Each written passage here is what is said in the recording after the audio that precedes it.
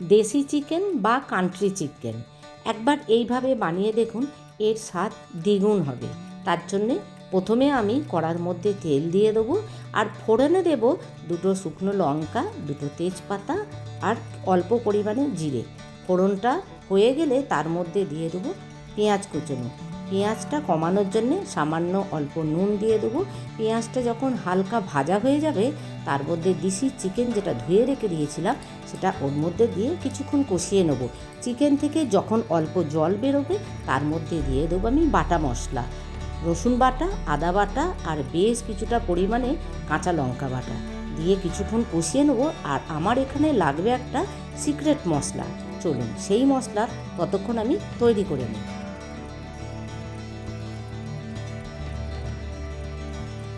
মশলার জন্য লাগছে আমার 2 শুকনো লঙ্কা, ধনে, মৌরি, গোলমরিচ আর 2 টুকরো দারচিনি আর 5-6টা মতন ছোটো এলাচ।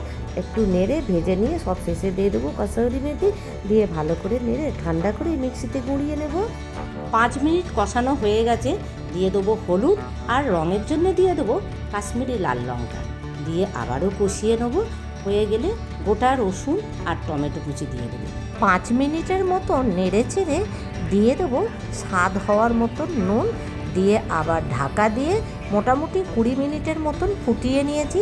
তারপরে সব শেষে দিয়েছি সিক্রেট মশলা আর 1 চামচ ঘি দিয়ে নেড়ে চেড়ে আমার তৈরি হয়ে গেল ঝাল ঝাল দেশি চিকেনের রেসিপি।